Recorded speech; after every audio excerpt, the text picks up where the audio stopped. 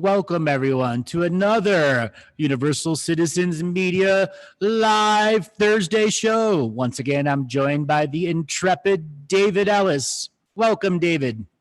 Hey, Andrew, how are you? I am doing very good today. We are having this morning show, and we are going to talk about some really advanced things today. So in the past, we've talked about hyperbaric chambers, flotation tanks, pulse electromagnetic therapy, our Barbados facility, medical tourism. Now I want to jump into a little bit more of the business aspect. Over the last couple shows, we've been having a lot of people that have been calling in with their business questions. Many of them are running spiritual journeys or spiritual stuff, and they'd have very limited business experience. So I want to just give people a primer. And let's say if you're going to start a business, something really short that we can set off the show, and then we're going to open up to calls. Sure.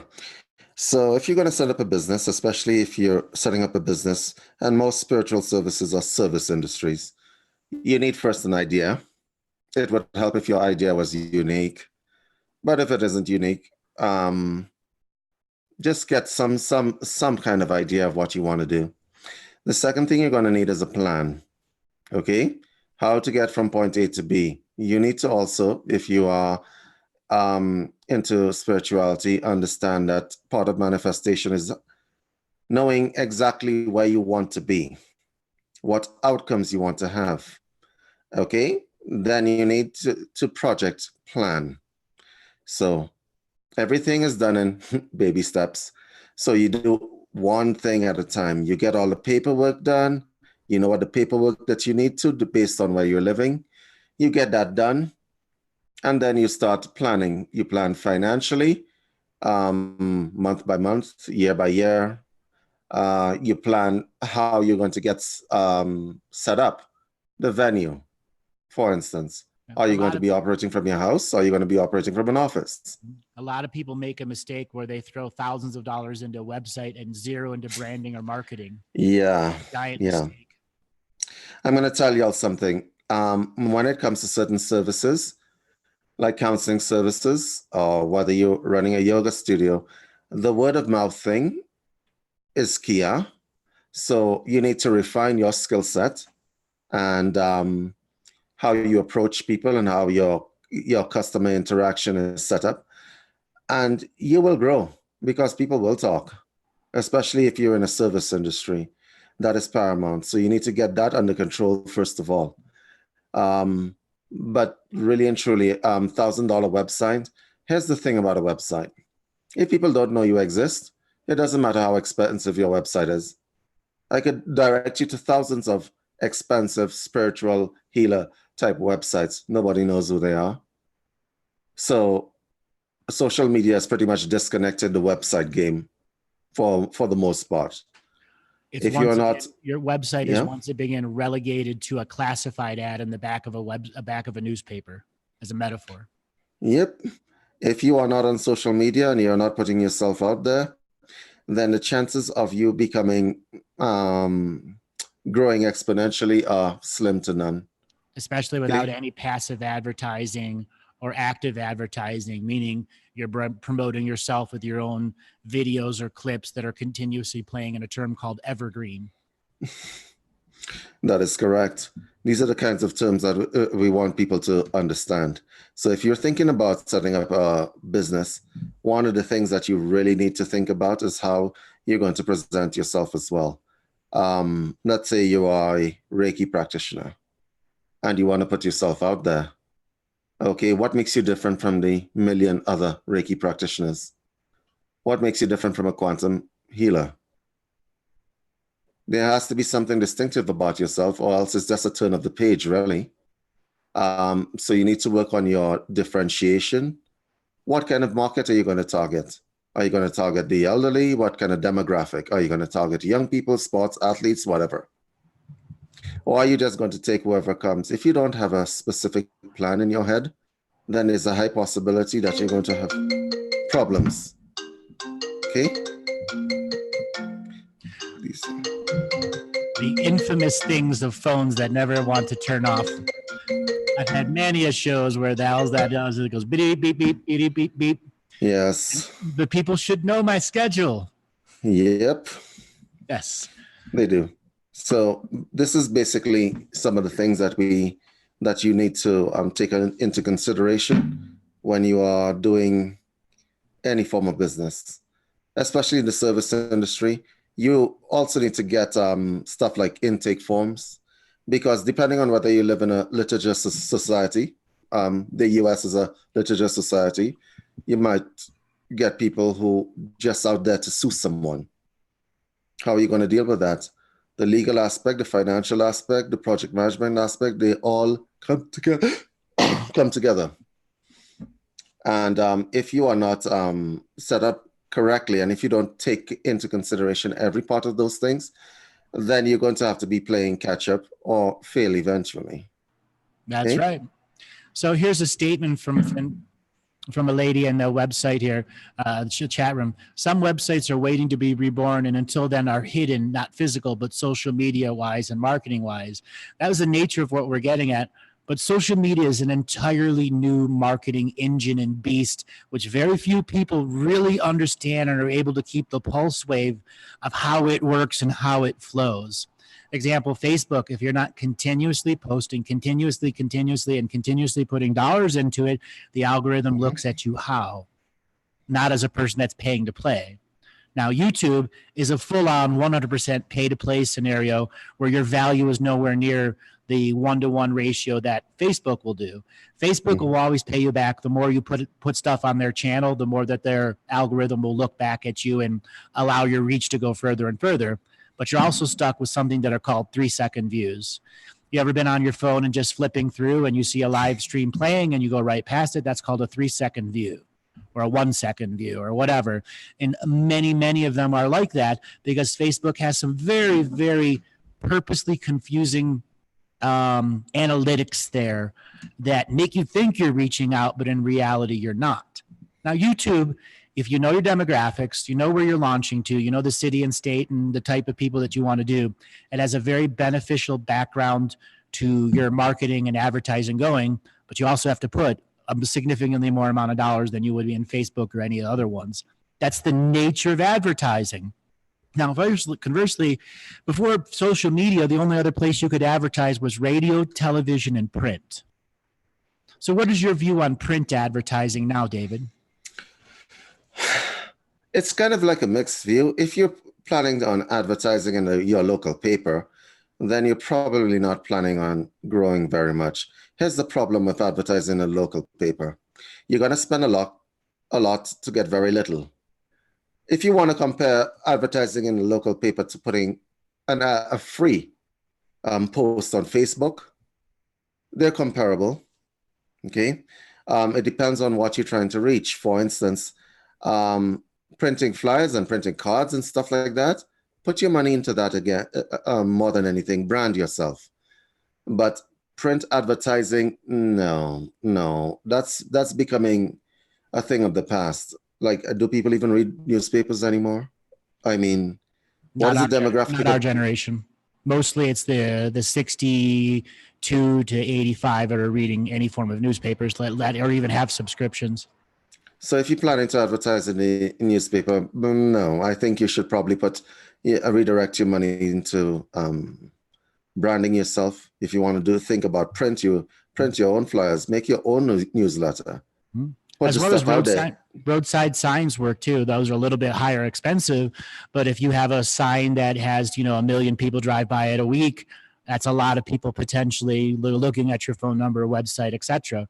Actually, in Canada, if for the people who are living in Canada, advertising in your local cinema, those cinema screens, that's a captive audience and they see you. Yes, that is extremely effective. It's how Massage Envy took over the world, actually. There's over 700 outlets of Massage Envy now. It's because they paid for all the advertising to local movie theaters, morning, afternoon, and night, and it paid them off. And that's the secret to Massage Envy, believe it or not. Yes, so I'll give you two stories where that is concerned. In Canada, there is Cineplex has a deal where before you sit down and you watch your movie, they're going to flash you some ads, yeah? Yep. And those ads stick because you're there, you're with your friends, and you're in a relaxed state. That is extremely effective. In Barbados, the local cinema had this really obnoxious ad for years running. Now we can't get it out of our heads. There was this woman on a white horse, and what were they advertising? Newspapers, oddly enough. Right? And we can't get it out of our heads. No one could get it out of their heads. It's like, so you might want to consider that because that is effective. Even if you do it for 1 week, it's still going to have a massive viewing. Right. And it's actually less money than it would be radio or print advertising on a full page. That's correct. Way less. Yeah. And it doesn't need to be high quality. Okay. It just needs to be done right, where you're not looking like you've never done a commercial before. Okay. That's what it really got to be like. And your personality and your products will sell. It'll stick inside their mind, and a month or a week later, they may be driving by your place, or, hey, I need a massage, I need Reiki, whatever it is that you're putting out there. So, David, we have been doing this is our 10th show now, I believe. So we're going to be having lots of themes and lots of shows coming up. So we want to put out to the audience that we want you to type into the YouTube chat afterwards, after the show is done, or send us an email about what types of shows and themes you'd like to see from us. We're intending to put out a lot of media and a lot of content over the next year. Our Baby Steps program, the online adult therapy program, is going to be launching very shortly, and we are looking forward to helping a tremendous amount of people with that. So yes, the Baby Steps program is an online counseling program. That's a very simple way to put that. It's more than just an online counseling program. It's an online self-help program, which will allow anyone, just about anyone at any stage, to enter and receive support, not only from professionals who are working in the fields of addiction, of general counseling, relationship counseling, codependency. And what it will do is also allow the participants to gain support from each other. So we're trying to build a community here of self-help and self-healing. And what we would like to do more than anything else is make sure that the audience is aware that there is help out there, and not judgmental help or expensive help. Okay? There is help out there, because what we've done is we've actually made a system whereby you have access to just not one professional, but several professionals. For instance, you may have issues or challenges with alcohol, and you might need a lawyer for that. We have people who would actually have a background in law. So the platform is not only about drug addiction or relationship counseling. We have peripheral professionals as well. And you would be getting access to these professionals for the price that you would have paid for one. So this is what we have done. We've pretty much made all the professionals come together in one place, and we're bringing them to your home, as opposed to you leaving your house and going from professional to professional to professional. This has been a long time coming, but I believe that this is probably one of the most effective ways to help people right now. Since we have the technology, we have the professionals, they have been screened and found to be really at the top end of their game. So we're bringing them to you in your house. As I said, this is probably the most economical way of helping yourself. This is an idea that has been a long time coming. And we want to make sure that all the audiences that we speak to, whether it be the Galactic Historian side, a Unified Health side, or the Universal Citizen Media, is aware of this. And if you know anyone who needs help, we're going to be launching this baby steps very soon. So just hit us up at info@unifiedhealthsystems.com. If Jenny's there, could you just drop the email into the chat, please? Wonderful. All right, so let's open up the wheel of callers. Robert, spin the wheel of callers. Alrighty, our first caller will be Maria. Maria, are you there? Hi. Hi, Maria. Where are you calling from today? Oh, God, I wasn't expecting this. Hi. I'm calling from England. England, London. welcome to the show. What did you want to talk about today? God, yes, I'm like, never expected this. Jesus. I'm far from having a business of my own, but where I am now in this present moment, I feel that I want to pull back, and I'm not sure if I should do that. So I have the feeling I want to run away from where I got. If that makes sense. You need to be more specific than that, Maria. Where are you? What are you pulling back from? So I made a big change in my life. I changed my job. I moved to a bigger city, to London, and now I think I feel a bit overwhelmed. I'm not sure if I'm doing the right thing being here, if that makes sense. What do you do for a job? I'm a living carer. I look after people with disabilities. Tough job. Yes, very. And I moved to London so I could study sacred cranial therapy, and this job can allow me the time to do that. So where do you want to live? Why are you feeling overwhelmed?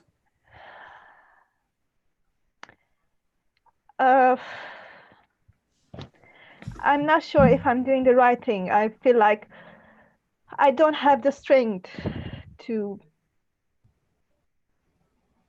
do what? The job itself, or live in London? To do the job itself, to live in London and follow my path. I always wanted to be a healer and work with people. Why do you want to study craniosacral therapy? I felt it was a good start to get to know how it feels to be close to someone and how to interact and how to exchange healing. Okay, so I'm familiar with England. Where did you move from? I'm from Romania originally, and I've been living in the countryside in England. And you moved to London? Where is a big city, and yes. Do you have any friends? I made a few. Yes, I made a few. Are they good friends?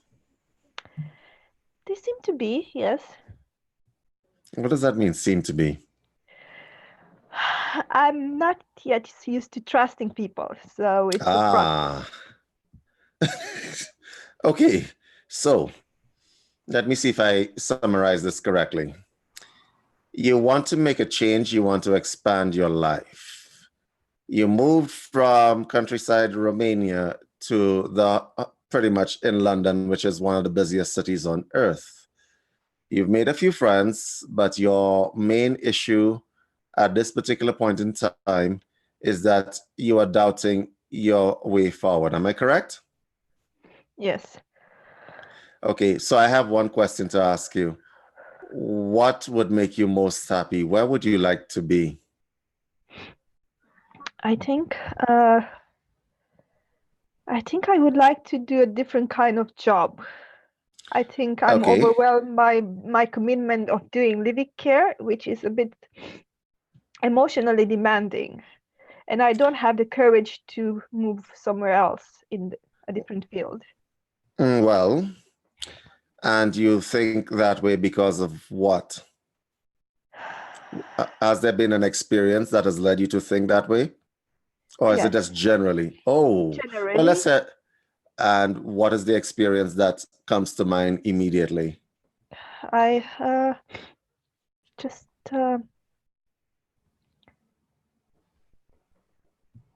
I don't know. I just sorry, I wasn't expecting this call in a good I way. It's a know, good way. and that's fine. That's fine. So let's work with what we have here. Okay. So you're having doubts about your profession. Do you enjoy it? First question. There is a level of enjoyment. I do get enjoyment by working with people and being close Mhm. to them. But just not in this field. Not necessary, because I feel at the end of a few weeks, I feel emotionally drowned, because I'm just Ah, learning to make boundaries, and I'm just learning to protect myself. And I still feel exposed. because you're emotionally connected to what you're doing quite a Yes, bit, right? I can feel their emotions. I can feel their fear and thoughts, and it's a lot. Can you feel Ah, the good and the healing though? Sorry? Do you feel just the negative, or do you feel the good too? I can feel the good too, and that's the good part. That makes me feel good about myself and what I do. Yes, I can feel the good part too. It's true. so do you want to quit? Do you want to get out of it? Today, yes, I wanted to. What about yesterday? Yesterday and the day before I was quite positive, and I Okay. actually, yeah. So Maria, what you're having there is sort of, how does one put this? You're having doubts, and you're having doubts about your path. But I have to ask you, what do you really want? I've asked this question before. What would make you most happy? What would make me most happy? Actually, to have the courage to expand myself without feeling trapped. Hmm.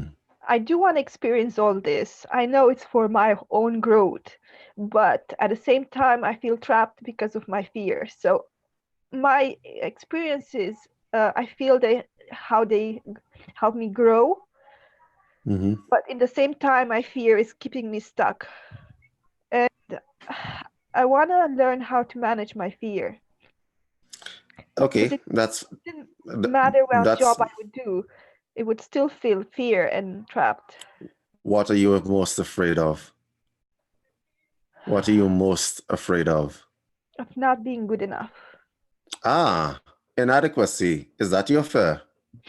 Yes. Well, based on what I know of the NHS in England, the fact that you actually have the will to actually be in it, in the health service, already has put you ahead of the game. Okay? Not being good enough. Look, the NHS in England needs people, that is for sure. You may not want to stay as a live-in caregiver, but may I make a suggestion to you? You Yes, can do please. lots of other things, right? With the skill sets that you have presently, you can do lots of other things. Let me give you a few options of things that can happen. Marie, you there? I am. I'm listening. Yes. Okay. Everybody who has been in healthcare, and I have on the clinical side and the administrative side, anybody who's been in healthcare has had that feeling that you're going through. Okay. Thankfully for me, I've never been in the caregiving side of health.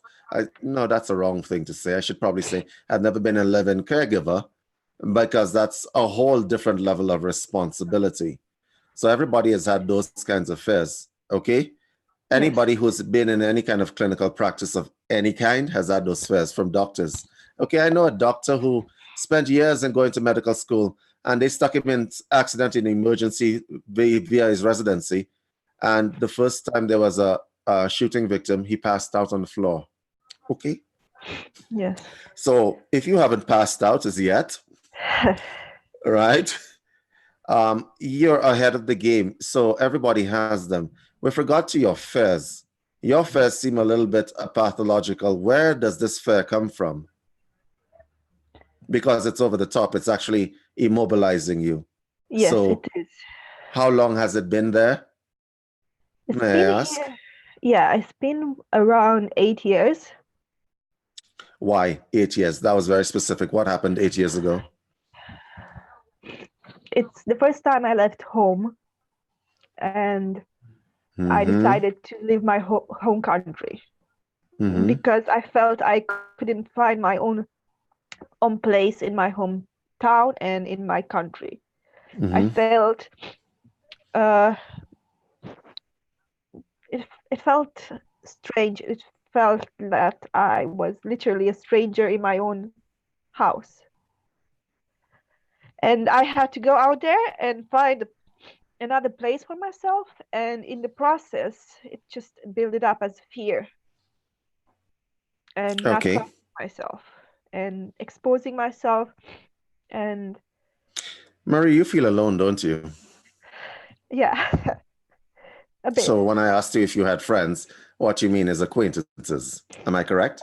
Yes, they're just probably fresh, new made friends. And even though I bounded, I still feel alone. Hmm. So you theoretically don't have friends, do you?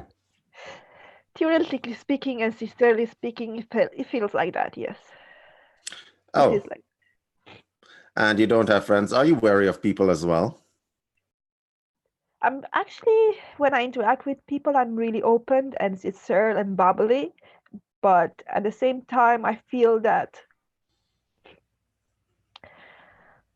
uh, I'm afraid of not being hurt. Mm-hmm. So, Okay. So Mary, can I tell you something? yes, please. Everybody has those fears. Sometimes you have to go to a place where hurt is not relevant anymore in order to overcome that. I'm going to guess that your compensation skills is you go out, but you go out halfway. You meet people, but you meet people halfway. Okay? Well, let me tell you, that would be a recipe for disaster in your life. When you meet people and you interact with people, you must interact with them genuinely and fully. And then you could weed out who the friends are and who the acquaintances will be. You understand what I'm trying to say to you? Yes, I do. I do. Now, you have crippling fear, okay? This is not normal fear. So fear itself is your enemy, okay? The best thing and the thing about being alone for long periods of times is that you begin to doubt yourself. So you don't have to get a million friends like the people who have 5,000 friends on Facebook. I've never been able to understand that. You don't need to get a million friends, first of all. You just need to find one or two people who genuinely care about you. Okay? Yes. That's the first thing. And then when you get that, you don't feel alone anymore. Okay? Because there is this concept that I'd like to introduce to you in philosophy. If I don't speak to you, you don't know you exist. Do you understand that concept? Oh, I do. I do. Understood? Yes, good. So my suggestion to you with regard to the fear, because we're going to go one at a time, with regard to the fear, if you already have acquaintances, see which ones of them actually care about you, the ones that call and find out, hey, Maria, how are you? Okay? Yes. That's the first thing. All right? That you can discern, because I guess fear is also crippling your sense of discernment.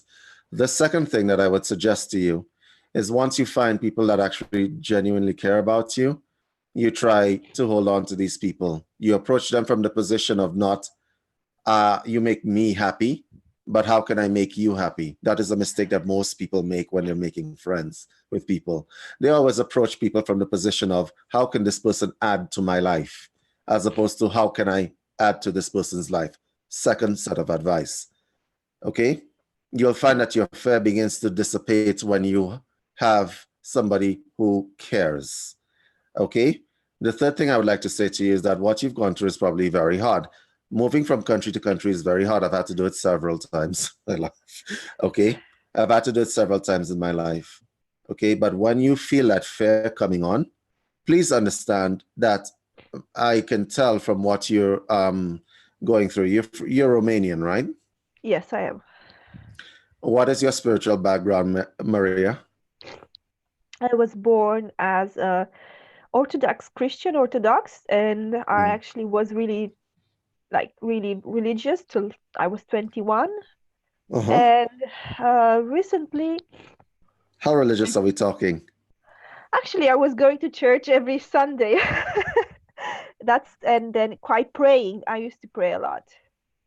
Well, there's nothing wrong with that. It tends to not make you feel that much alone. Um, Yes, true. in your present situation, are you still religious? Be honest. I do pray, but I do try. I'm not praying as I used to. I try to connect my more to my spiritual side, to my I don't know, to something else than I used to do in the past. Which is To what? what you would I would call original source of myself, with um, Uh-huh. with angels or with guides, with that part. And yes, I have been a stranger to that also lately. Okay, so maybe you might want to reconnect with that, right? If it's Christian, is it Christianity? Um, you might want to reconnect to any kind of spirituality. I'm not particularly partial as to whether you do Rosicrucianism or Christianity, Buddhism, or whatever else. You might want to reconnect with that because the absence or estrangement from that aspect of yourself is a recipe for fear and disaster. Fear will immobilize you. Okay? If you are grounded and strong spiritually, it doesn't matter whether you're Christian, Buddhist, or whatever path you're on. Um, if you're grounded in that, you'll find that you fear less, whether it be you walking around reciting Psalm 23, for instance. You know what that is, don't you, Marie? I used to. Good. So whether it is you walking around reciting Psalm 23, or whether you're doing that, you know that you are a spiritual being, first of all. That's number one. Number two, practically speaking, you probably need a community of people that you can connect to that are okay and that you know are friends of yours. And a friend is not somebody that you talk to over the phone. A friend is somebody that is there when things are not all right, not when things are all right. Understood? You know the I do. difference? I do, yes. Okay, the third thing is that all this fair stuff, please see what it's doing to your life. Well, you just got into the show and you were nervous at the beginning of the show. Now we're speaking, right? Yes. We're speaking, we're talking, we're good, I can right? feel the difference, yes. Good. So overcome the fear because it is really your enemy. That is your biggest enemy. At the beginning of this dialogue, you said that you wanted to you're far away from your own business and you want to expand yourself. Well, fear will disconnect all of that. And all your fears are really unreasonable, huh? Some of them Yes. are unreasonable. But I understand that you live in London and sometimes parts of London can be very unfriendly. Let's be honest. Now, let's deal with the professional aspect. The NHS in England, I did a thesis on the NHS in England. They need people, and they need people who actually care. And something tells me that you care about the people that you deal with. Am I correct? Actually, I do. Yes, I do. I sincerely You really do. do care, don't you? Yes. And because you care, it rips you apart whenever bad things happen to them because you feel their pain. That is called empathy. Okay? True. Yeah. That is called empathy. And empathy is actually a good thing. Yes. So what the problem that you're having is the problem of feeling pain all day. Well, yes, you need to put in steps to protect yourself. And that would require you to expand your consciousness. Because right now, this is how, and I want to say this to the whole audience who's listening right now. Empathy is a double-edged sword. It allows you to connect with people. The bad parts of it is that it allows you to really connect with people, especially when they're in pain and suffering. Okay? Yes. There's only one cure for that, and that is to expand your consciousness. Trust me, I've tried a lot of other cures. You need to expand your consciousness, Maria. These things that you're feeling and seeing in these people that you're dealing with are things that they have to go through. That is out of your control. You understand that? I do actually this. You think a doctor who first loses his patient is okay? He's not okay. He's not right. Okay? If you're a surgeon and you lose someone on an operating table, you are not okay. Okay? There's nothing in your training that could prepare you for this kind of stuff. Marie, listen to me very carefully. Reconnect with your spirituality, expand your mind. Everything that your patients or clients are going through, they have to go through. There's nothing that you can do, whether they're suffering or whether they're dying. This is how you become the professional that you are. But for the long term, because you actually care, may I suggest you do clinical practice at the beginning and then set up your own business and become the administrative side and teach people what you have learned. That is also a possibility because you actually care. And there are lots of administrators who, trust me, do not care in healthcare. Okay? That's true. But the way to get away from your fear of experiencing the pain and suffering of your clients and so on, their fears and so on, is to expand your consciousness, because if they're afraid and you're afraid, you're not helping them. Do you understand me? Yes. If they're afraid and you take it on and you're afraid and both of you are afraid, or especially if you're into palliative care, which I suspect that you're into. Yeah. Yes. If they're afraid and you're afraid, then that's not helping them. All right? People die all the time. You are going to die as well. Do you understand that, Maria? A part of me, yes, understand that, yes. I'm going to die, and everybody listening to this broadcast is going to die. Okay? We're all going to die. Nobody makes it out of this life alive. Nobody. Okay?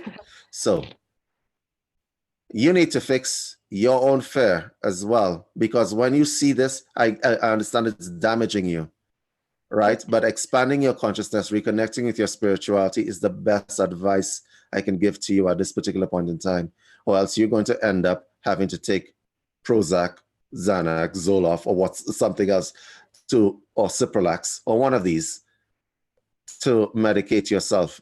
The only medication for you is consciousness expansion. I don't care if you're a Christian. If you need to go back to church, do that thing. Right? I'm giving you advice as a Christian, because I can give you advice from many different religions. But if you're a Christian, you recite your Psalm 23, you go, you do your work, and you come out of it, right? With the knowledge that you are going to expand and you're going to find new ways of helping these people in the future, whether it be in the form of a new business or whether it be in the form of, I don't know, let's see, revising the NHS. But you can expand. Your fear is unreasonable. You're a good person, clearly, because you have empathy. Bad people generally don't. Okay?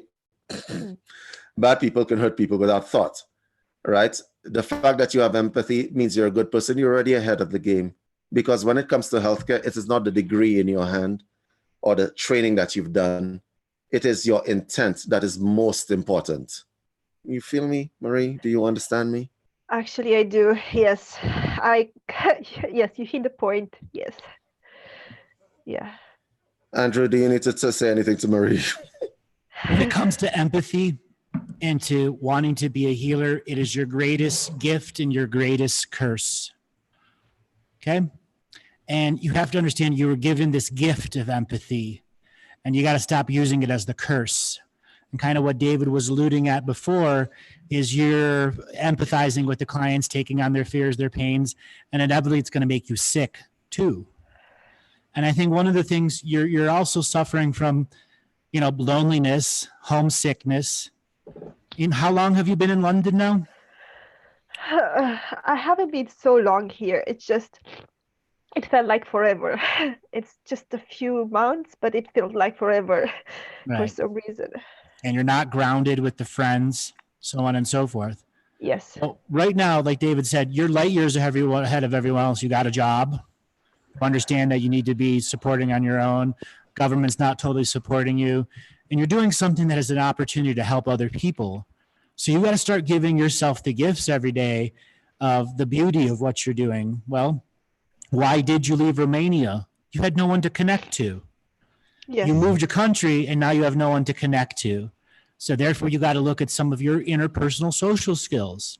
and you've got to do an audit on them, an internal audit. What stops me from connecting to people? I guarantee you there's a crowd of Romanian people that live in the London area that you can get together with. They go to coffee houses, restaurants. Every city's got a little version of this or that or whatever country it is. You just got to get out and find them. True. Okay? Yes. You got to get out and find them.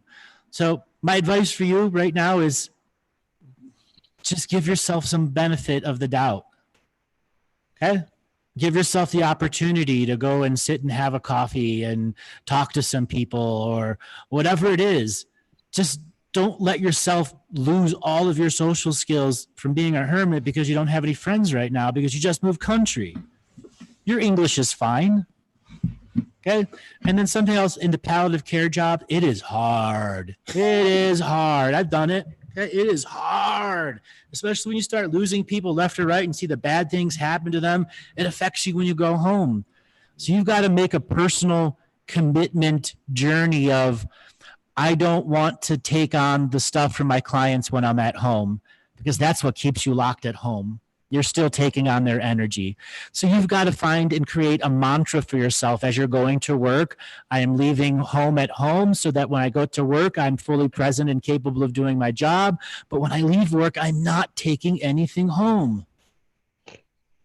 Yes, And that's got to be it's got to be a prayer journey for you, a faith-based prayer journey for you, because in palliative care, faith is a lot of part of the journey. Okay? Because people are passing. And they need their faith. And you can be a shining light with just your faith and a kind touch to a lot of people. Let that in. And friends are going to just appear out of nowhere like sparks of light.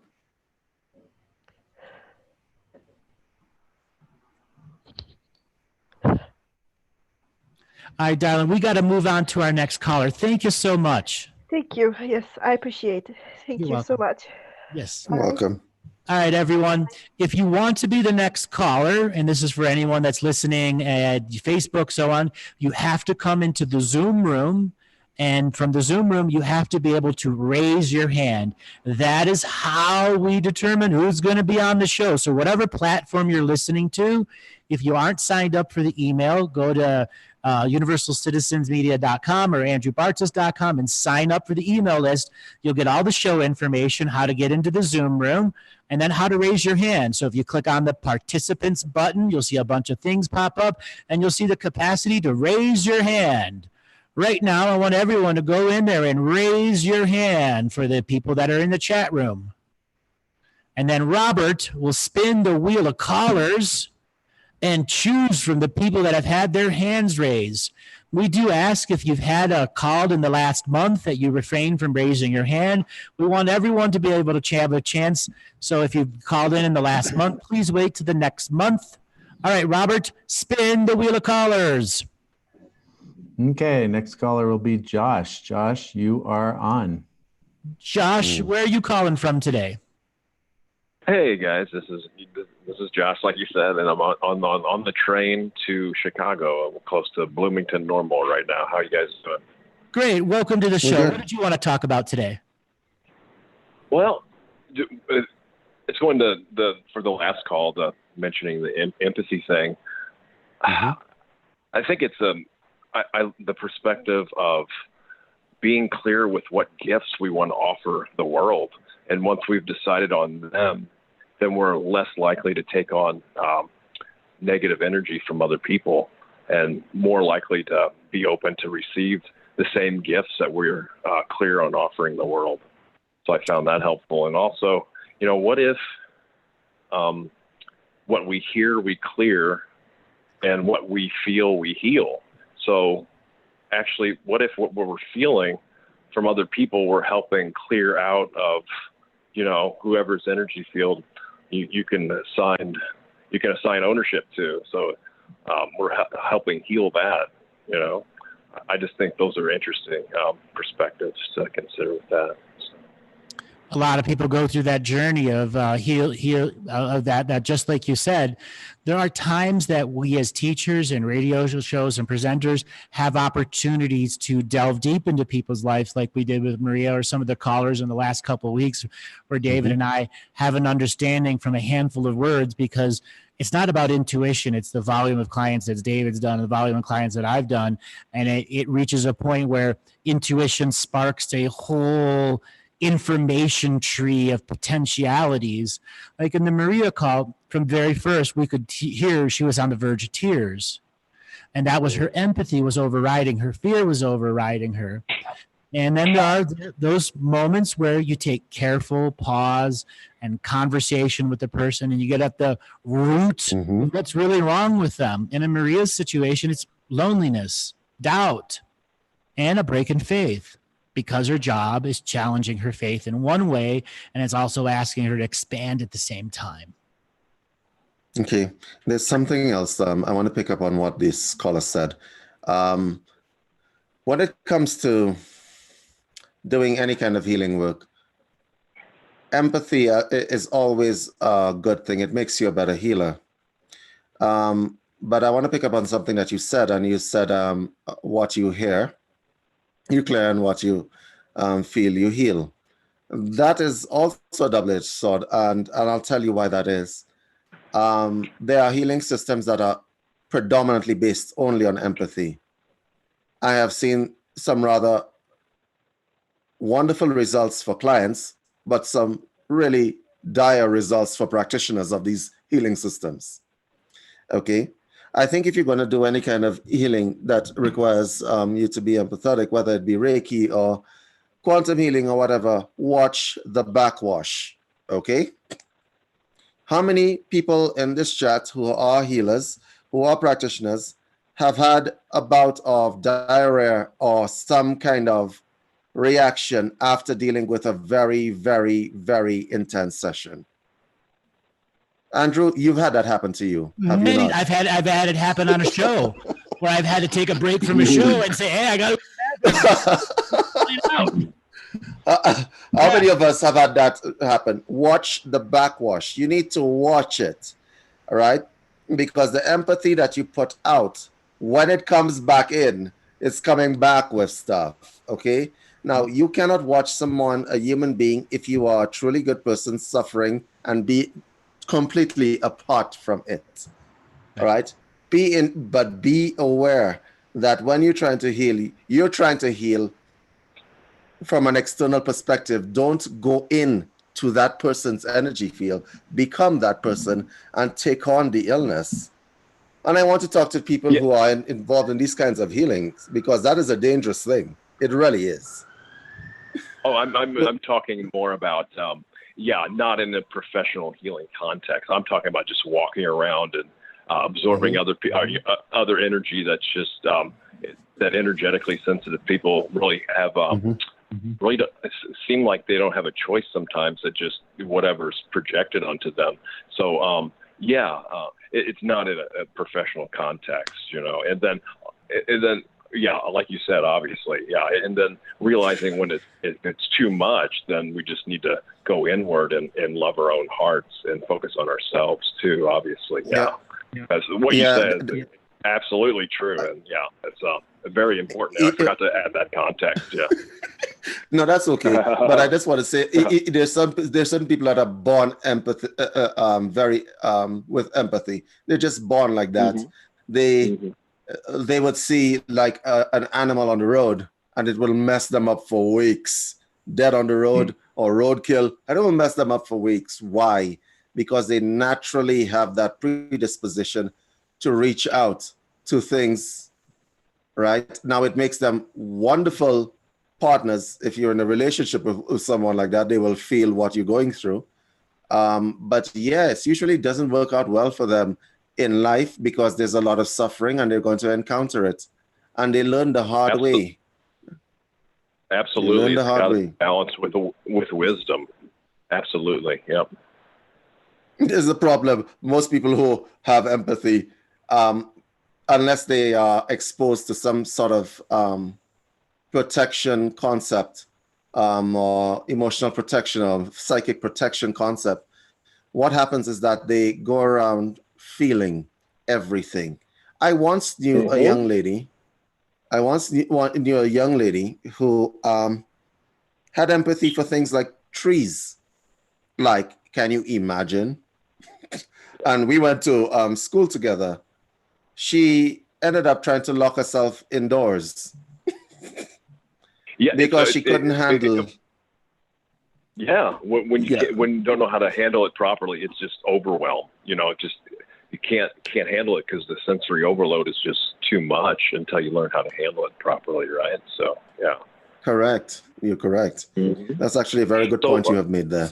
I call this I call this over empathizing a feral empathy that leads to a journey where curiosity and the feral empathy lead them into feeling everyone else's emotions, which ultimately is the greatest avoidance of their own emotions.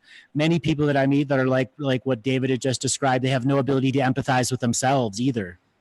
Yes, this is true. And the one thing that I found helpful is I think it's in Buddhist practice, it's the Brahma Viharas or divine dwelling places. So it's the 4 type flavors of love that are responsive to pretty much any situation of loving kindness or unstoppable friendliness. And when that meets other people's happiness, it turns into vicarious joy. So you're happy for the other people's happiness, which is one of my challenging ones. But when it meets suffering, then it turns into compassion. So, what can I do? How can I help? And, sometimes that's a physical act. Sometimes it's just an energetic, wishing of, so it can actually make us feel, great to have compassion when someone's suffering instead of tearing us down. And then it's all balanced by equanimity. So it's not an indifference or not caring. It's a balanced, steady love, knowing that they're responsible for their own actions and we're not ultimately not responsible for anybody else's actions. So I found that very helpful. Actually, that is a very good concept you just brought. You actually answered one of the people in the chat who was asking, can you teach us some protection concepts? As I said to Maria, there is only one cure for the empathy sickness. There's only one cure for it, and that is to expand your consciousness. Because as long as you stay rooted in the here and now, to the extent that you are inside the individual who is suffering. Sorry about that. That's okay. No, that's fine. That's fine. As long as you stay rooted inside. Robert, could you just mute his mic because it's an announcement? Just mute his mic. To your final destination. Okay. That's okay. So I was just saying that the only cure for the empathy sickness is to expand your consciousness. Don't stay small, stay big. Because when you are, I suppose the best thing that you can do for yourself is to connect with your spirituality, understand that what is happening or what you are experiencing or what you're witnessing is something that has to happen. That is that person's path. And if you don't really understand that and you don't see the person as a soul that can't actually be hurt, what is the person experiencing is pain of the body, pain of the mind, pain of the emotions. The real person is not being hurt. The real person is actually learning from what they're going through. And if you can make that distinction in your mind, then you are free from your empathy sickness. You are free from your empathy sickness. Deal with what is happening in the body. If you are a practitioner, if you are a healthcare worker, whether you're a surgeon or whatever else, what is happening in the soul is beyond you. Okay? The soul is not suffering. It is the body that is suffering. Am I making myself clear to everyone? Oh, for sure. Yeah. And that, one of the greatest protections is the loving kindness, the metta. And just for example, my phrases are, traditionally it's you practice it for yourself, then for a loved one, for a benefactor, for a neutral person where there's no energetic charge.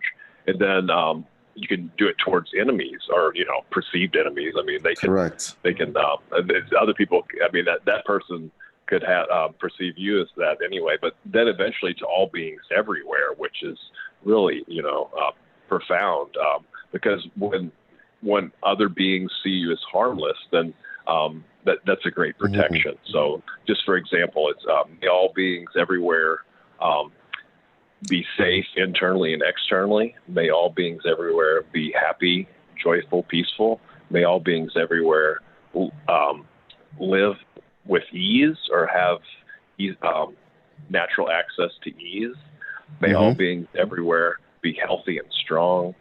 And may all beings everywhere realize awakening and be free. So, beautiful. Yeah. Beautiful. All right. Well, I wanted to ask you guys about some business type stuff. I'm Sure. grateful and blessed and honored to be in a position right now where I don't have to really work a job for a living. And at this moment, so I'm doing some kind of volunteer work and stuff. But I just, it's just kind of like, I just kind of need to sense the next big step and go ahead and take it, even if the ego is not ready for it, So I'm thinking maybe, I've had a daily meditation practice since like 2012. So I don't know if you guys know that whole scene. I don't really that much. I'm in the Midwest. So the thing that I'm thinking of is maybe take yoga teacher training, even though I don't have any really desire to teach, but just to network and get my foot in the door of yoga studios, so possibly can do some, meditation there. It's mindfulness meditation. And what I'm doing right now is just volunteering and kind of facilitating a class. So I'm not actually teaching, but I'm just playing recorded guided meditations from established teachers. So, and volunteering with that. So you have a Buddhist background, am I correct? Well, I've studied. I wouldn't consider myself Buddhist actually at all, but I do have a practice. I do some of the practices like mindfulness, kind of asana, samatha, the concentration, the insight practices, and then also, I'm studying out at kind of a monastery now, Chan monastery, close to where I live, but I'm not taking any vows or consider myself anything like that, but I'm very interested in that stuff, though. So. Understood. So I'm a yoga teacher. Yep. Okay. So I'm a yoga teacher. Even that title, just saying it, is kind of odd. So what kind of yoga would you like to teach? Would it be hatha yoga, which is the physical yogas? Right now, mostly the stuff I do is, pretty much hatha yoga. I mean, I've taken a Kundalini class, done some yin and myofascial release classes and stuff, but it's primarily just, regular hatha stuff. But again, I really wouldn't, it would just be to get the certification. I really don't have any interest in teaching it right now, although I could if I wanted to as a backup, right? So. Okay, so let me see. May I ask why you want to learn yoga formally? Oh, just to get into, like I said, to get into meditation or yoga studios, so I could have a rapport with yoga studio owners to do maybe then just have mindfulness meditation classes there instead of yoga. But, it's just people, a lot of people won't sit still for more than like 10 minutes, so. Okay. But, so my suggestion to you, well, depending on where you want to do hatha yoga training, you could be certified at the 200-hour level or the 500-hour level. For what you want to do, it would probably be in your best interest to start at the 200-hour level and then jump to the 500-hour level. So that's at the Yoga Alliance. There are two certifying bodies, main certifying bodies. The Yoga Alliance is predominantly North America, and the International Yoga Federation is the other body, which is pretty much for the rest of the world. So the Yoga Alliance has strict guidelines. I'm actually a yoga teacher trainer with them. And no, I don't have classes in your jurisdiction. So you could just go on their website and sign up for them. Depending on whether you want to be a yoga teacher, something tells me you also want to branch out into the mindfulness part wholesale, because there are a lot of people doing hatha yoga teacher training and a lot of people doing hatha yoga teaching. I would say about 20% of them teach mindfulness, only 20. That's sinful, right? But it's true. Yes. Okay. So I'm a Yoga Alliance continuing education provider, and mindfulness is part of my portfolio of continuing education courses. So I have understood exactly where you're coming from, and people get caught up on the physical and lose sight of what it's actually supposed to do in the end. I get you. I understand. Okay? That's so right. My suggestion... asana is only... I'm sorry. Yeah, asana is only one of the 8 limbs of yoga, right? So... That is correct. And there are 7 others that you have to master. Mm-hmm. Right? So you understand the original system of yoga. You have done quite a bit of research. Ashtanga means 8 limbs. Mm-hmm. That's what it means. It means 8 limbs. So mindfulness is, and pratyahara, which is basically the control of the senses, whether you start from the basic yamas, niyamas. Asana is just basically the 3rd step. Okay, so yeah, we need more people like you. So my short answer to your question is, please become a yoga teacher. Thank you. Don't do it for yourself. Do it for the rest of the world. Okay. Thank you. Yeah, and then the big mindfulness meditation thing. As long as it doesn't turn into Mick mindfulness that they're talking about, it has great benefits. But that's becoming more and more popular too. And there is so many yoga teachers out there now. There's a lot. Well, what's going to make you different? And as you get into the journey of yoga, so on and so forth, it's you as the teacher and the style that you create for yourself. Now, I've been saying for many, many years, the monks need to come out of the mountains and the hermits need to leave their house and open up brick and mortar businesses that say open for business. Because if you stay a monk in the mountains, your business model is going to suck, right? Absolutely. A lot of people paying you to come and do yoga in the mountains other than in a retreat factor, and then you're going to need an audience and a podcast and an email list and all the other things that make it work. Okay. So, all right, everyone, we are going to take our break now. Thanks a lot for calling in. We're going to be back in about 10 minutes. And when we come back, we're going to be taking some more callers. Okay. Thank you guys so much. You're welcome.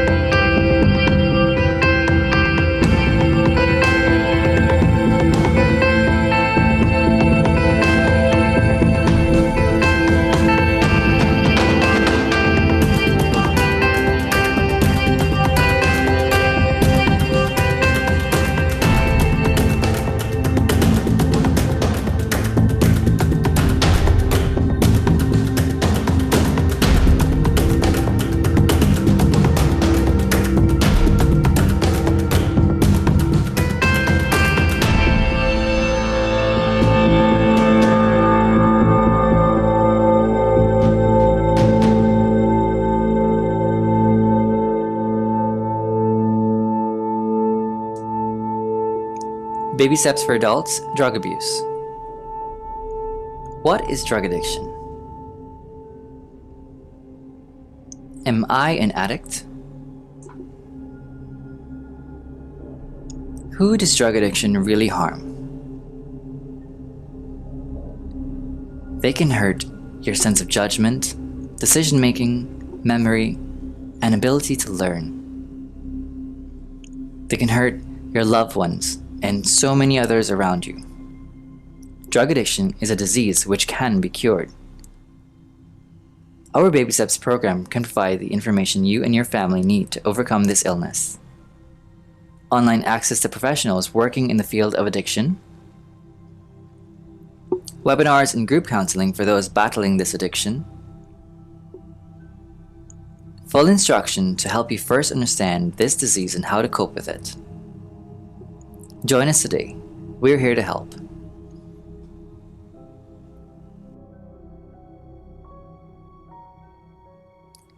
Baby steps for adults, codependency. I can't live with or without you. I just want to look good for you. I would do anything for you. All popular words to famous songs. But guess what? They all indicate someone in a codependent relationship. Codependency is an addiction to another human being. You will see a strong relationship between codependency and negative physical side effects, which can manifest in violence towards your spouse or partner. If you're in a codependent relationship, you may need help. Join us today and free yourself from this addiction. Baby steps for adults, sexual abuse. Sexual abuse is a real problem in our societies. Every year, thousands of children are abused. These children constitute the most vulnerable members of our society. However, sexual abuse is also a real problem among our adult population. It can be violent and unwanted within family groups, as well as extreme harassment at the workplace. We can help. With online access to trained professionals working with victims of abuse and sexual assault, webinars and group counseling for those suffering from the trauma and struggling to make sense of their lives, full instruction to help you overcome the trauma and how to detect and assist other victims.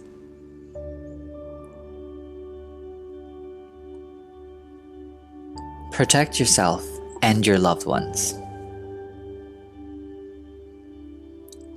Join us today.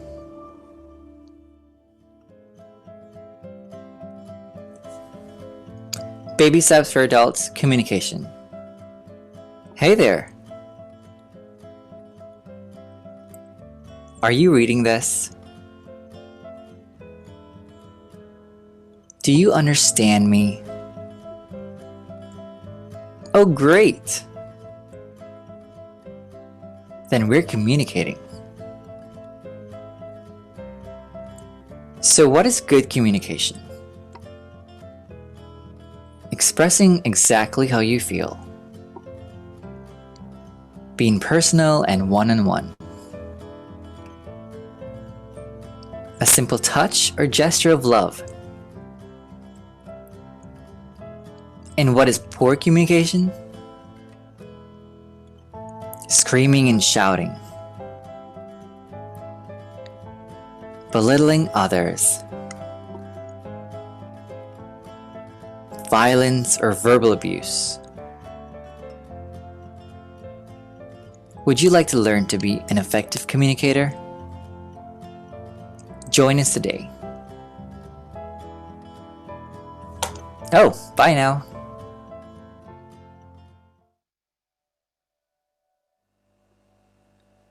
Baby steps for adults, alcohol.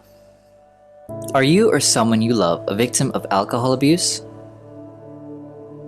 What are the signs which determine the beginnings of an alcohol addiction? Temporary blackouts, finding an excuse to drink whenever you're relaxed or just to celebrate, drinking alone or in secrecy. Our Baby Steps for Adults class has the answers you seek and the methods of dealing with this difficult disease. We offer online access to professionals working in the field of addiction, webinars and group counseling for those battling this addiction, full instruction to help you first understand this disease and how to cope with it. Join us today. We are here to help.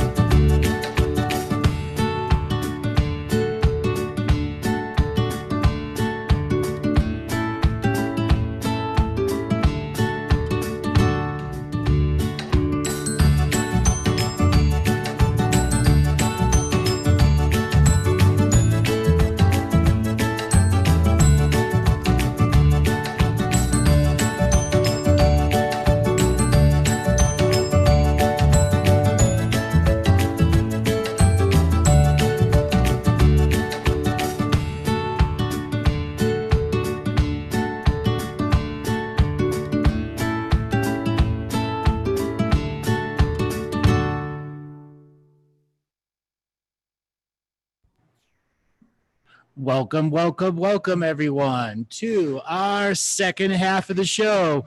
Welcome back, David. How you doing? I'm doing good, actually. We are having some really interesting callers. So in the break, I was talking to you before, if you want to be able to do a little bit of hypnosis, stress relief meditation for the people, give people an example of the breadth and experience that the two of us have together and some of the tools and techniques we get to offer everyone. Absolutely. Do you want to do this now or at the end of the session? Let's do this now, and then we'll talk to some people and see how they were affected by this type of meditation, or hypnosis meditation. Is Maria still here? I think she is, yeah. Okay, Maria, if you're listening to me right now, I need you to find yourself. If you are, I hope you're not at work. I really hope you're not at work. Right, so if you have the time to sit down, let's just go through a little visualization exercise, if that's possible. So what I'm going to do is I'm going to take off my video. Andrew, can you take off your video as well? My video's off now. I'm going to take off my video. And for everybody who's out there who wants to participate in this exercise, this is really for Maria. You can also participate in this exercise. Sit down comfortably. Close your eyes. Just for 3 seconds, just take deep breaths in. 1 in and out. 2 in and out. And 3, big breath in and out. Okay. Maria, if you're listening to me, look up to the ceiling. Just stare passively at the ceiling. And close your eyes. Look in front of you. Open your eyes. Just stare passively at what's in front of you. And close them again. Look down to the floor. And just stay looking at the floor passively. And close your eyes one more time. Now, Maria, if you're in a busy area, I know you're in London, there's going to be noise all around you. I would like you to tell yourself, the more noise and more distractions, the more relaxed I become. The more noise and the more distractions, all the noises, all the people speaking, the traffic, you're in the heart of London, everything makes you more relaxed. So now, Maria, we're going to deal with the situation that you have described to us.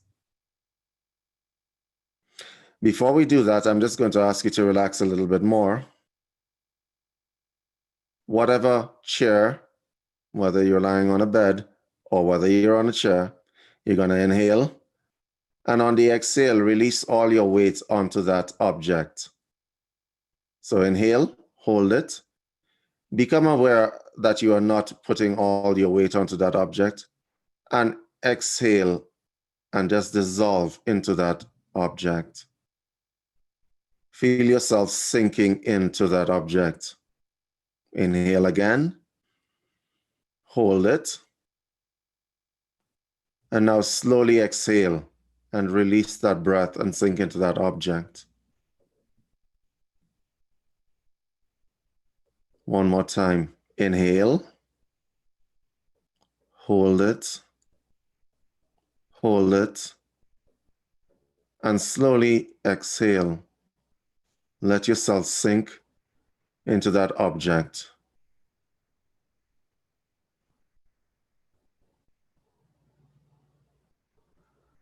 And now, Maria, we're going to talk about your last patient. I want you to think about the last time you had a difficult patient, a patient who was afraid, a patient who was in pain and afraid. Just bring it to the forefront of your mind. I know it was traumatic, but just bring it forward. Listening to the noise in your environment, you are becoming more relaxed with every disturbance, whether it comes from your body or around you. And we're back to your client. Look into your client's eyes. Do you see the pain? Do you see his suffering?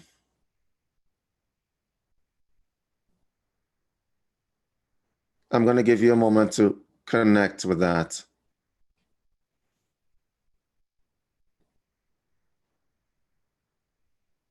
And so the next part of this, do you feel his pain? Do you feel his suffering? If you feel his pain and if you feel his suffering, ask yourself, am I helping him? What does he or she need?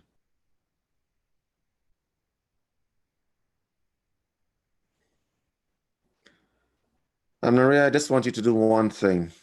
Ask yourself, now that I'm feeling his or her pain, what do I want? Do you want somebody to suffer with you? Or do you want somebody to comfort you? Do you want somebody to hold your hand and let you know that it's going to be okay? And in your dream sequence and in your reverie, I want you to hold that person's hand. And I want you to smile. And let them know it's going to be okay either way. It's going to be okay in the end. Because that's all your clients want, to know that it's going to be okay in the end. Maria, this is going to be a most difficult thing for you to do. This is going to be the hardest thing I'm going to ask of you. I want you to stop seeing your client as just a body lying, suffering in that bed. I want you to see your client as more than just that. Just for one moment, understand what you have been taught and see the person as a soul. They're more than just the sum total of their suffering and pain. They're more than that. The pain and the suffering is temporary. The real person has been around forever. And they will continue to be around even after this pain is gone. Comfort the individual who's looking up at you. Understand that's not all of them. Comfort that person. And as you reach out and you're holding your client's hand, be aware that when you're holding that hand, it is not to feel sorry for that individual, but to let that individual know that, like yourself, they are not alone. Do not exacerbate their suffering by taking their suffering on so that there are two people suffering in the room.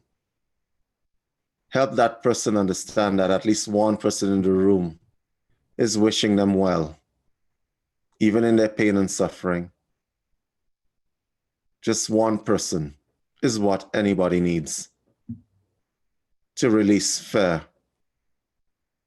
And if you want to be very good at what you're doing, see your clients as souls. See them, the divinity inside of them. Remember what you have been taught. Hold that person's hand. Squeeze that person's hand. And whatever they're going through, understand that they have to go through that thing. And they have their challenges, and you too will have your challenges when your time comes. And all you will need is someone to hold your hand and tell you that they care.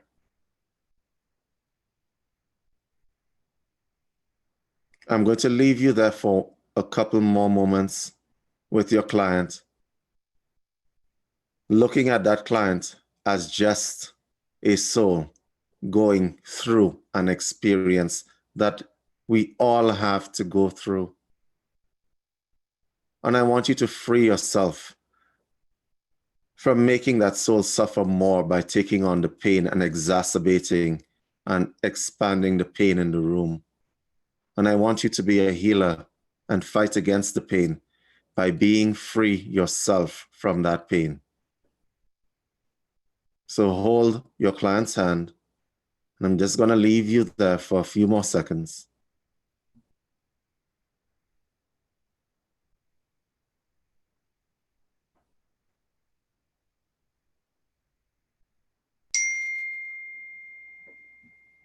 Maria,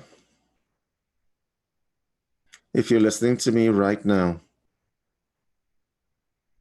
take an inhale and an exhale. Smile at your client. Wish them well. Place the other hand over their hand and let it go.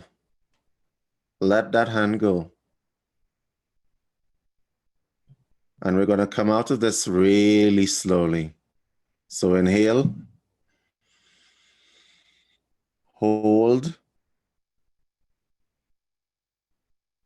become fully aware of yourself. And exhale. Release. Inhale one more time. Full inhale. Hold. And release the experience completely. Release everything. And Maria, remember what has happened here. And whenever you're feeling down on your profession, return to that place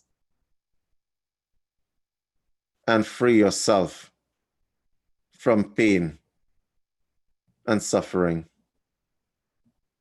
And practice this exercise every day. Every day, learn to release yourself from that thing. Okay, everyone, just inhale and exhale. Maria, counting back from 3 and bringing you back to wicked reality. 3, 2, and 1. Open your eyes, Maria, and remember this exercise. And practice this exercise whenever you feel that you need to be free from what has happened on a daily experience in palliative care.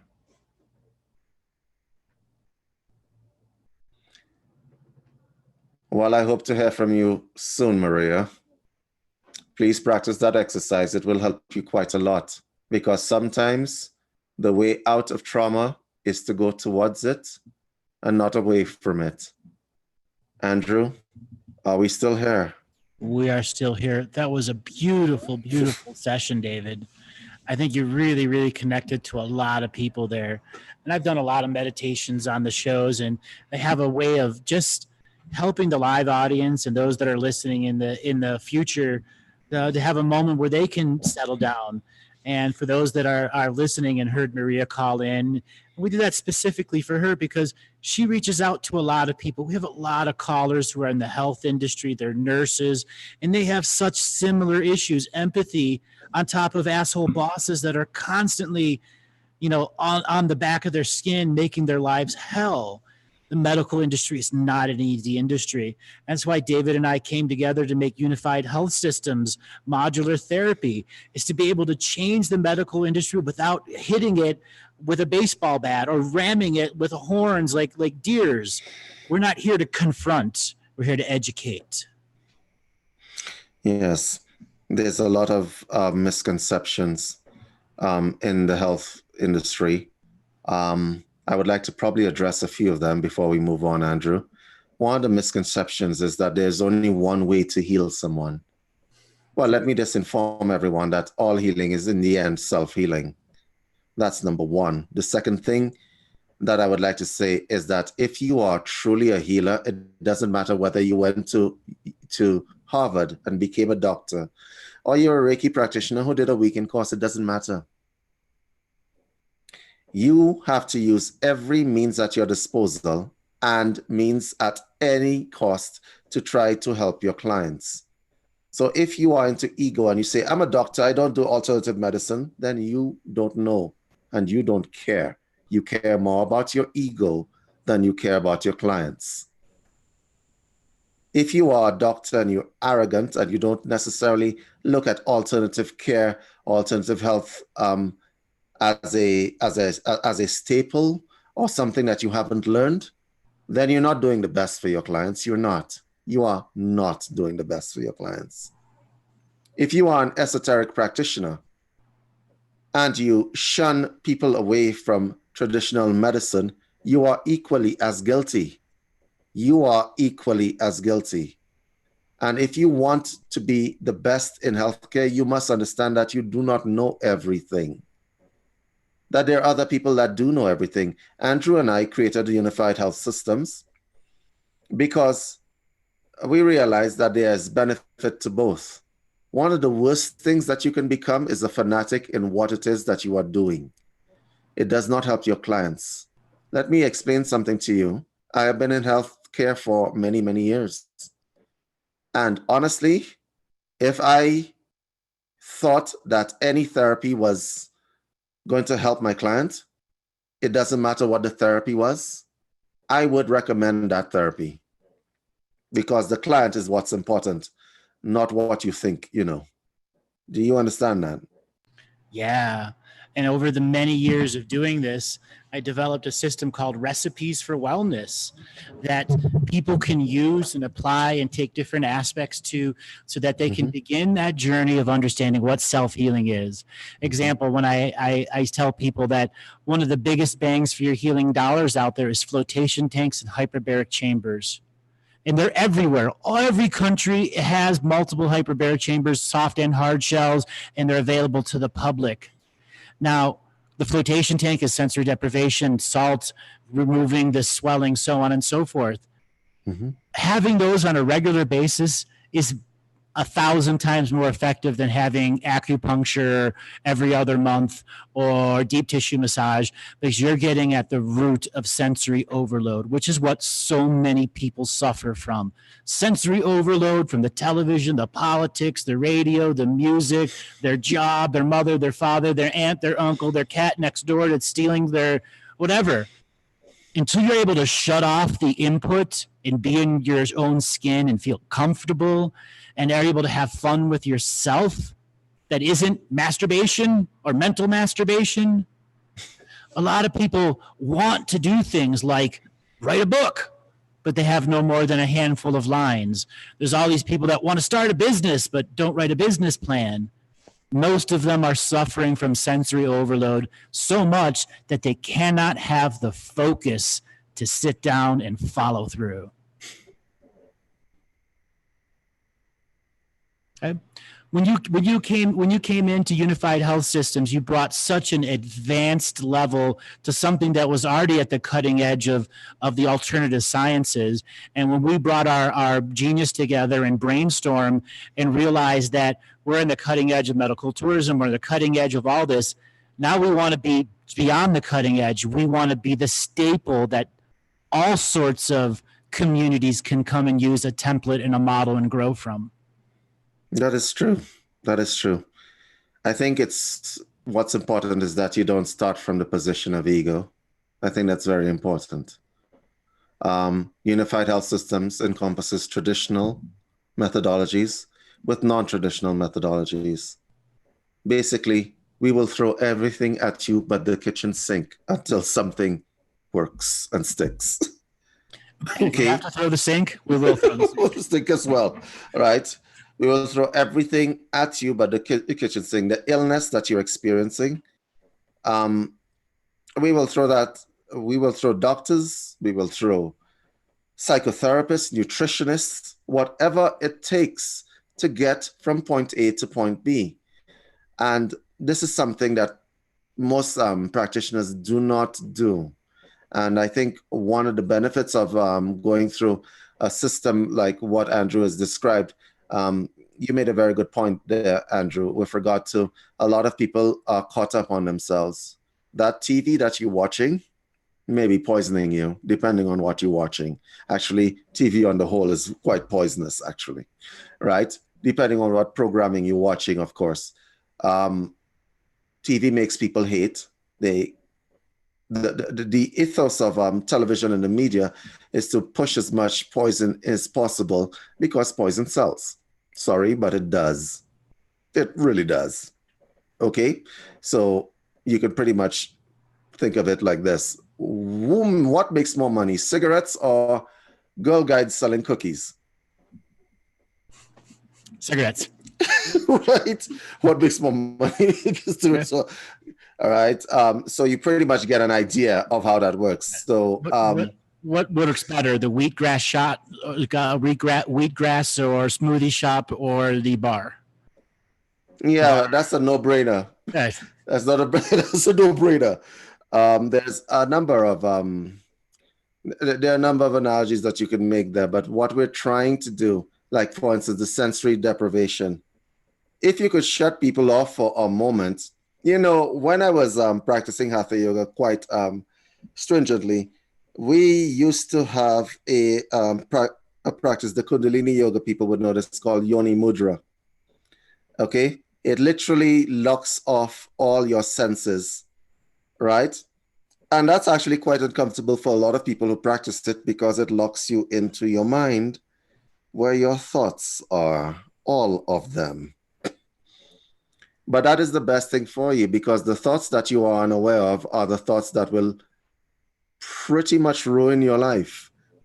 So check yourself into a sensory deprivation float chamber and deal with yourself. And they're about 40 to 60 bucks a session. And oftentimes they have these monthly specials where you'll get 4 or 5 floats for your $100 a month, which brings it down to like 20 bucks a session, 30 bucks a session.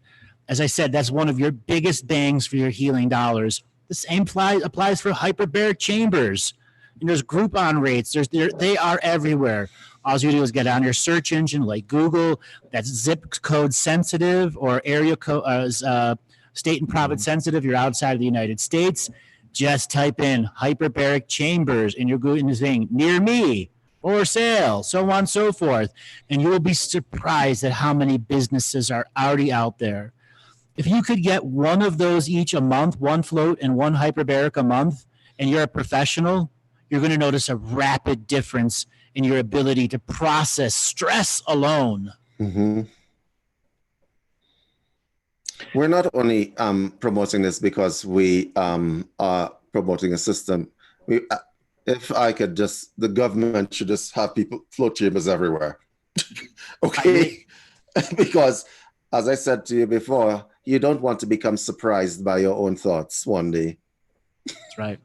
So we want to invite people to now come to our opening at the Barbados facility to come and operate in the system. So we want you to go to info@Unified Health Systems if you're interested in coming at the special rate, which is $800 a day, which normally it's a quite lower rate, but also includes having your sensory information taking. We'll have an EEG and an ECG machine that will validate all of the experiences that you're going through. So if you're interested, contact info@Unified Health Systems, and we are open to begin bookings at the Barbados facility. Okay. Yep.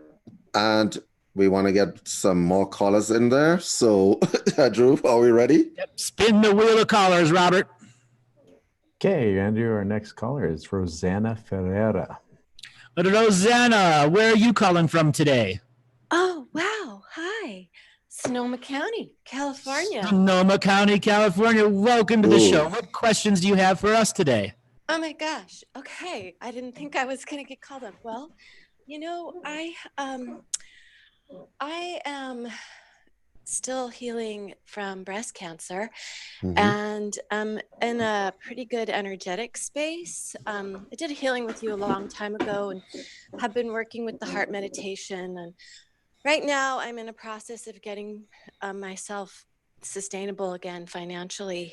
And I've been doing some of the revocations, although, you know, having a regular practice of anything right now, I notice I'm struggling with it's like a form of sensory overload. When you were mentioning that earlier, I was like, oh yeah, I think that's part of what I'm dealing with. I feel like every day, even now, you know, I'm kind of listening to this and preparing to leave to go.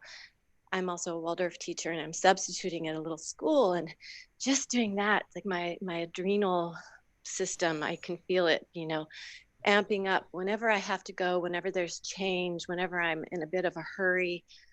I have a lot of this sensory overload. And anyway, so I'm in this process of discerning how to be of service in a way that will generate more immediately. And I feel like I have a number of horses in the stable that I've ridden throughout my life, one of them being a Waldorf teacher, another one being a natural food chef, another one being somewhat of a ceremonialist. And yet I feel while those have all been true for my expression, I don't believe that the forms that they've been in are current for me now.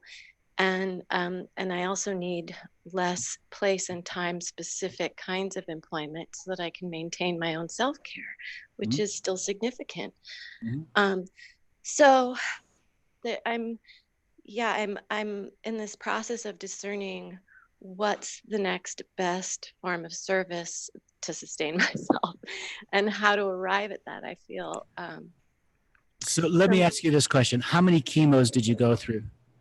well, I was doing insulin potentiated low dose targeted over the course of 2.5 years. How many times? Well, I was administering to myself twice a week for the first year, I believe, and then it went down to once a week, and each time it was less and less of the actual chemo. But yeah, So first thing first, part of what you're going through is the brain fog of post chemo. It's very common to have a whole different point of view and outlook afterwards on everything. And then there's the brain fog on chemo, which makes it very hard to have a daily practice without someone to help you hold you accountable. Yeah. So I want to bring David in here and to talk about the mental recovery side of chemo itself. Okay. Hi, David. How are you? I'm excited and anxious all in one. Okay, so Rosanna, Yes. you do realize you're talking in fast forward, right? I'm not sure what you mean by that. About my future, you mean? No, you're talking in fast forward, which means that your brain is running rapid rates of neural fire at any point in time. Am I correct? Well, part of that's also because I'm rushing out the door. I'm trying to speak to you at the same time. So let me, yes, you are correct. Yeah. How late are you right now? I'm not late. I just need to stay on course and I'll be there on time. So you want to take me into the car with you? That's my hope, yes. Okay, so yeah, go ahead. Take us into the car with you. Let's go to work. Okay. Okay, so the first thing is first. Being in a hyper state of fast forward all the time is probably not good for you as a recovering cancer patient. You realize that, right? Oh, yes. Okay, so stop. Number 2, you mentioned that recovering from chemo has created a little bit of as Andrew said to you, a little bit of a brain fog. You know what that brain fog is about? Well, I didn't actually say that, but what Andrew did though. Yes. And he's talking because you're a little bit confused there, right? Well, I'm confused about my direction, which course to take to really sustain myself, because the energy that I put in the last few things did not produce results. So I'm feeling like, okay, maybe that's, Why didn't they produce results? Why didn't they? Is that what you said? Yes. Well, I don't really have the marketing aspect of my work. This is my strength. So they didn't actually fail because experimenting with different things, based on previous skill sets. Okay. So yeah. Am I on Bluetooth right now? Because you're driving, so I'm a little bit concerned about you. I have a magnetic post, and I'm putting the jack in. Excellent. Okay, so we're good. So the next question. Good, we're good. So the next question I suppose we'll ask you, the reason why your pursuits didn't pan out was because you had a deficiency in business skills. Am I correct? Yes. Okay. In part. All right. So may I make a suggestion? If you already have a skill set and things that you love to do, then concentrate on the skill sets that you have and promote it and eliminate the deficiency. That's the first thing.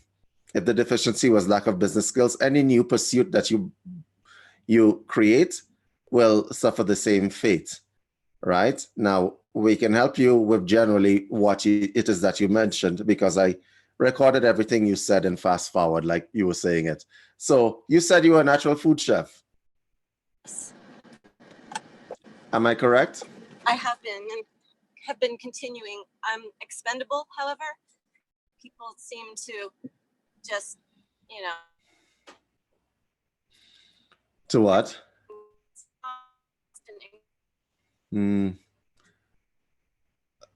Go ahead. I'm not hearing you very well right now, Rosanna. I think we're losing her signal. What's that? Rosanna, we can't hear you very well. Oh dear. It's okay. Well, that's fine. I'm just going to say it. If you can hear me, that's fine. The deficiency is your business knowledge. So here's my advice to you generally, Rosanna. First of all, stop moving so fast. Number two, understand that you've been through an ordeal. Pick one thing that you really, really, really like. It doesn't matter what your past experience has been of the skill sets that you have, and pursue it and then expand on that thing. But the first thing you would need to do is eliminate the business deficiency, like marketing and such like. Okay, now we can give you some advice on that. We've done a lot of that on the show. So let me just go through it. Number one, get an idea. 2, stick to a plan. 3, project management, the plan. 4, marketing. Facebook, social media first, website second. Okay, social media is where the people are. Website is where the people you would like the people to be. That's the easiest way to put it. Social media is where people are. Website is where you would like them to be. Your social media should point to your website, not your website point to your social media. That you're having that really the wrong way around. This is general advice to you, Roseanne. But with regard to your illness and your recovering, there will be brain fog with chemotherapy, which is what Andrew was saying. You will experience confusion. You will experience a general sense of malaise long after chemotherapy is stopped. Okay, because chemotherapy is basically radioactive poison, really. So there will be a period where you will not be thinking as clearly as you would. This is what Andrew was trying to tell you. My suggestion to you would be to, first of all, start to isolate small things at a time, because you're moving way too fast. I'm hearing you speaking in fast forward, and I'm thinking that probably you do that a lot. Like you're usually running out the door, getting to places, not deciding where you're going. All of these scrambled kind of energy you need to harmonize it. So you might need to stop. And if you have an hour, check yourself into what we were discussing earlier, a flotation chamber. And when we say this, we're not trying to promote flotation chambers because we have no interest in it. We didn't invent them. We've just tried it. And your biggest bouts of creativity can be born suspended in space and floating in water, right? You can actually create new things, which is what Andrew was trying to allude to early on. You can create new things. But if you're in a constant state of fast forward, you're going to have problems. You're going to have problems. So, Rosanna, I know that you're having a data issue connection, but if you can call us back or use info@unifiedhealthsystems.com, I can probably answer your questions more thoroughly. But what I would like you to do for now is to, as soon as you are able after your class and you go home, stop doing everything. Just stop. Just stop. And then figure out what it is that you need to do. I think we have Rosanna back. Rosanna, are you there? I am. Yes, he had me on mute. Sorry. So yes, and I heard much of what you said, and I do spend as much time as I can in a still state. It's best for myself. I think you got to close your windows or turn your fans off or something because it's blocking your microphone. So a lot of people that have chemo, they have no idea what it actually does to the way you think afterwards. And this is that thing I was alluding to, brain fog. And as David said, it can last years and years and years and years into the future. Also, when you regularly do meditation practice while you're on chemo, it actually disrupts your normal meditation practice because there's such a background worry from the poison that's in your system, and then the fact that your life is on the line too. So a lot of time we do these meditation techniques to heal ourselves in the moment, and then when the cancer is gone and the chemo is fading, now what? Am I still doing it to heal myself? No, you're doing it to stress relax. That was the whole point in the beginning in the first place. So you may need to discover new ways of meditating and new ways of doing your practice so the daily practice means something. Because the old way of the daily practice, when the chemo was on the line and your life was on the line, there was a lot more courage and seriousness behind it. And this goes for everyone that's suffering from any terminal sickness or potentially terminal sickness. The mental trauma alone still has to be healed after the sickness is healed. And there is a trauma to chemo, and it's a very specific kind of trauma that the body can hold on for decades. This is why only 16% of people that get chemo actually survive it. And of those 16 people, more than 60% of them are dead within 5 years because they don't heal the mental trauma afterwards, and the chemo and the cancer come back in another form. Unfortunately, it's the truth of the cancer industry right now. But Rosanna, I was about to say there's some synchronicity in some of the things that you said. I actually locked on that you're a natural food chef. So, chef, heal thyself. Yes, through food. Chef, heal thyself. Because if there's one thing that will make you a very good businessman is believing in your product. That's right. Yeah. So I want you to consider it. Probably because I'm vegan, and when I'm in California, I would like some place to eat. Anyway, not that just in case. So I would just suggest that you use your skills that you already have. If they failed before, it is because of a business deficiency. Fix the business deficiency. Try it again. See what. Don't just give up on pursuits and keep moving from pursuit to pursuit. Revamp one that you already have and one that can actually help you, would be my advice. Okay. And Andrew, do you have anything to add to that? I think the most important thing right now is acknowledge that you've recovered from the cancer and that you want to go to the next level. And as David said earlier in the call, you need to solve some of the deficiencies, like the business one. Okay. There's so many classes that are out there. And David, I'm just going to shoot this out off the fly that, maybe we should just do a webinar based off of what people need to do, the 1, 2, 3s and ABCs of starting a business. And this coming Friday, we're going to be doing a webinar that's generally going to be about health and wellness and describing things. So this coming Friday, Robert, is it 2 to 4? I lost my own train of thought here. Andrew, you do realize that Friday is it tomorrow? Yes. This coming Friday. Tomorrow we're doing a webinar, everyone. Tomorrow we're doing a webinar. Well, I'm saying we'll do it at the next one, because basically every other Friday we're going to be doing a webinar to help people grow in their personal journey. And the webinar is, oh God, I can't computer work for me. 11 a.m. PST. Okay, so that 11 o'clock tomorrow morning, we're going to be on a webinar. You can go to Info Unified Health Systems or andrewbartzis.com and sign up for his webinar.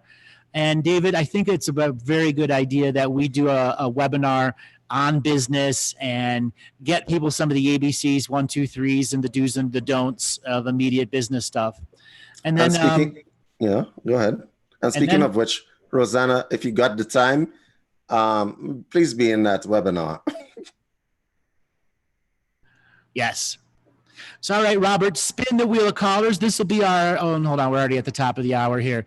So, David, why don't we just finish up here, talk about the webinar just a little bit more.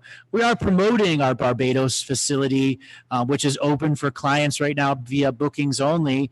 And we want to offer people the opportunity to come and get and look at their ECG readings, their EEG readings, and what that really means, David, when you're able to look at your own pulse data.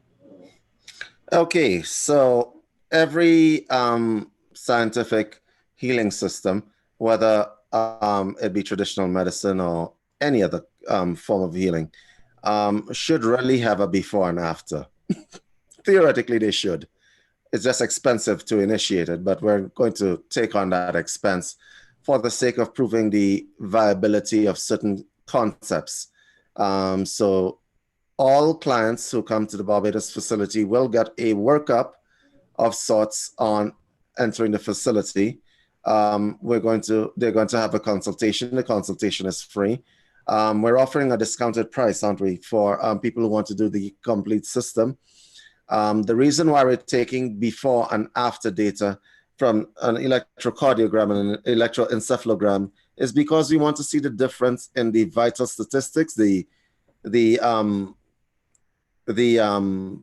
heart rate, respiration of individuals coming in to treatment and those coming out. All right, this is something we're actually putting ourselves on the line. We're testing ourselves by doing this, but we're also testing the techniques and the viability in resolving various issues. So Unified Health Systems is made up of different modules. So we also have psychotherapy, and we have nutritional counseling. We want to see the before and after so that we can collate information and actually write a paper, white paper of sorts, that will let people know that this is a scientific process. Alternative therapies or paramedical therapies or traditional therapies work better when they work together as opposed to isolated. They work better together than isolated. And we're going to prove that. So anybody who's willing to be part of that pilot project, please make sure that you contact us at info@unifiedhealthsystems.com because we really want to help, and we also want to make this a worldwide thing. All right, David, thanks a lot. So we will be here tomorrow, 11 a.m. Pacific time for a webinar. If you are already signed up to the email list, you will get a notification when it's starting. There is no charge for this webinar. Is it like a show? Similar, but we're going to be talking deeply about unified health systems, what the individual parts and components can do for you, because we are starting this choo-choo train of medical tourism and medical staycations in which people can come and get some extended healing done on the physical side, the spiritual side, the mental side, and the social side. So everyone, keep a lookout in your email for notifications. Make sure you like and share this message to others. All right, everyone. And don't forget to leave a comment in the chat room on the YouTube side, the Facebook side, the twitch.tv side. Thanks a lot, everyone. And we'll see you on the next show. Bye, everyone.